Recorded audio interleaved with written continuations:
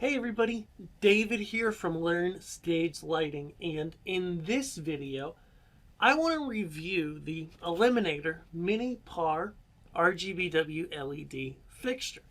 Now you might be saying to yourself, okay David, why do I care about something, why do I care about this light? Well, what caught my attention about these Eliminator lights is that they're $25, okay? That's the price that you can find quite easily online. I actually found them a little cheaper. But they're about $25 to $30.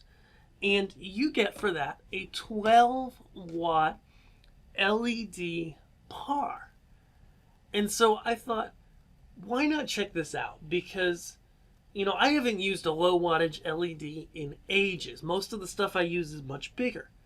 But I thought, gosh, for 25 bucks, even if this thing is half good, it's a really great option for people out there who are trying to save money on their lighting, but still want something interesting. And I've known about Eliminator for years, just getting into this. But I first really ran into them last year at the LDI Lighting Conference, where I ran into their guy, Albert, who runs the marketing, the sales department.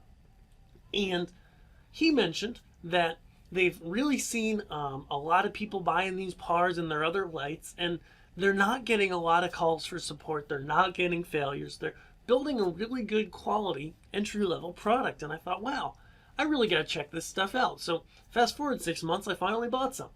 But seriously though, this is actually a surprisingly good unit. So when we open the box, just to kind of do sort of an unboxing, it's right here, and this right behind me, this stream of light is coming from one of these pars up here, okay? So we open the box, and there's a couple things we can see. First, we see on the outside the layout of the LEDs. This had me a little bit concerned at first, because if you look closely at it, and I'll put up a close-up here, you see the whites are in the middle, and then the red, green, and blues are on the outside. And I was really concerned about color mixing with these.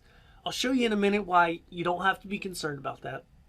But I was concerned this was just going to be a flashy DJ fixture and not really amount to being very helpful. But truth be told, the color mixing is really quite reasonable, actually. When I hook it up to a console, I hooked it up to both Onyx and an Obey 40. DMX responded well. So anyways, you pull out the box here, you open this up, and inside you've got a small box, and you've got this light in pieces, much like you often receive LED pars. So you've got this. The yoke is not on it when you get it, so you just got to attach these guys. You just got to screw them in and put that double yoke on. You could run a single yoke if you wanted, but the double yoke, of course, allows you to put it on a floor stand. And so then, a couple things that I really like about this fixture. Of course, I wish it had a gel frame, and I wish it had, tri or quad LEDs. But remember, this is like a $30 LED par. Maybe you can find it for 25 or less. And so I don't want to, when I'm comparing this, I don't want to hold it quite to the same standards that I'm going to hold something that I buy for $150 or $200 or $300 for, because that's just not practical. I can get 10 of these for that price, right?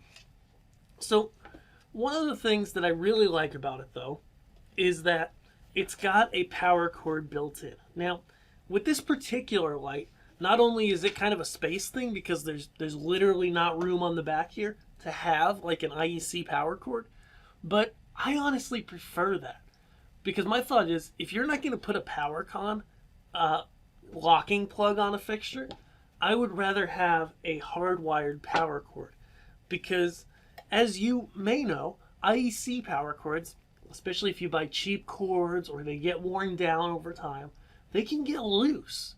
And then if they fall out during your show, you're out of luck. You got to try to plug it back in, and if it's not accessible, then, that light's not going to work anymore, and that's, then it's not worth having the light. So I really like the hardwired power cord, and it's of good length. As you can see here, it's probably 5 feet, something like that.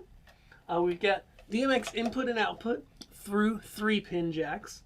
Really helpful here. They're labeled, all that jazz. And then we've got an LCD screen with a menu up, down, enter. You know, simple, what you'd see on a lot of lights, etc. So what really sets this apart? What makes this light interesting to me? Well, it really comes down to the cost and what you get for it, okay? I'm actually going to go ahead and change some colors on this back one here, make myself disappear for a second, but I really like how smooth the color mixing is. The fact that I can get white, I can get red, green, and blue, and I can get a number of color variants in between.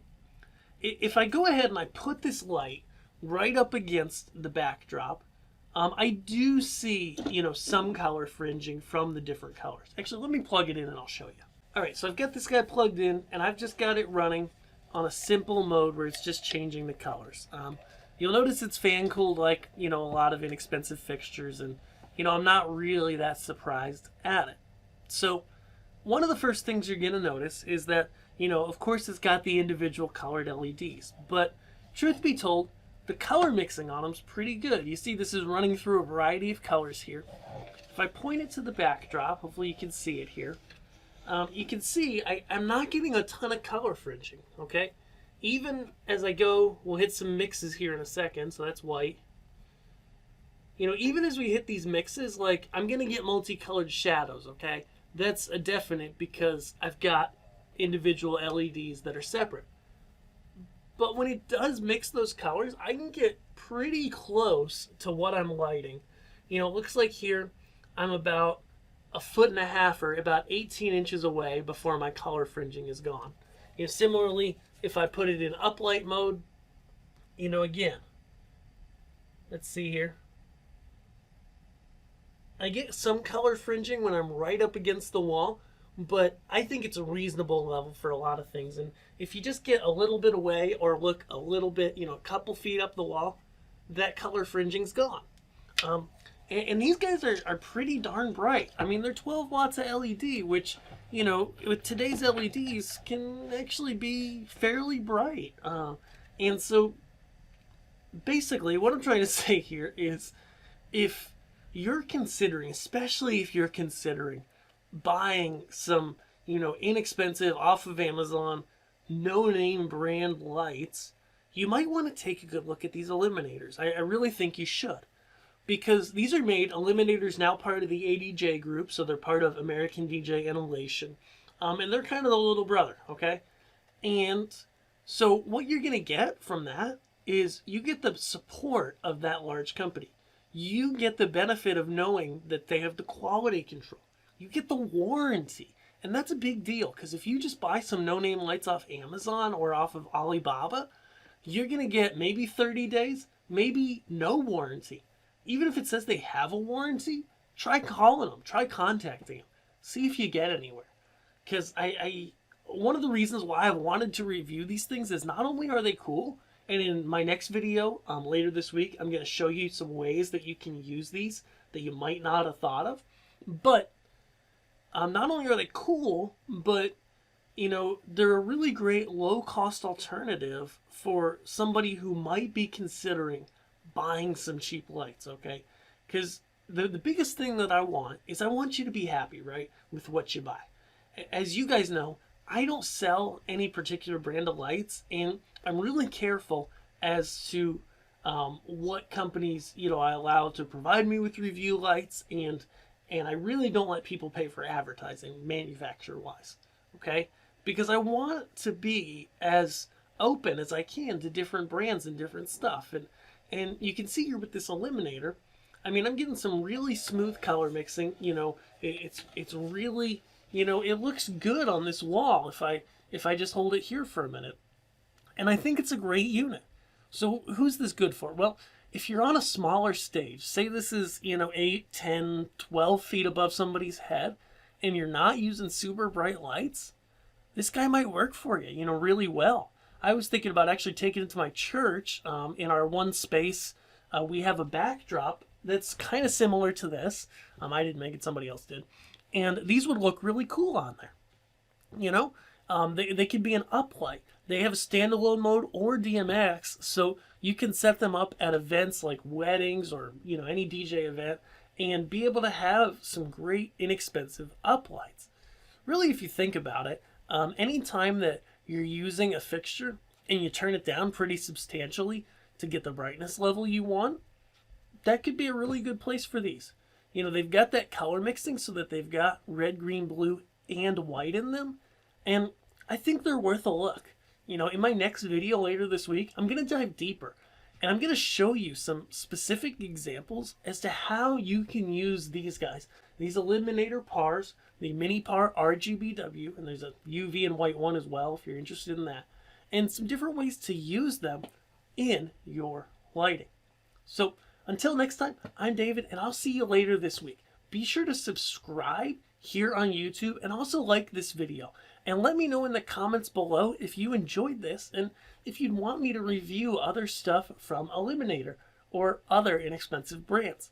Ultimately, I want to do whatever's the most helpful to you to help you create great lighting. I'll see you guys in the next video. Thanks.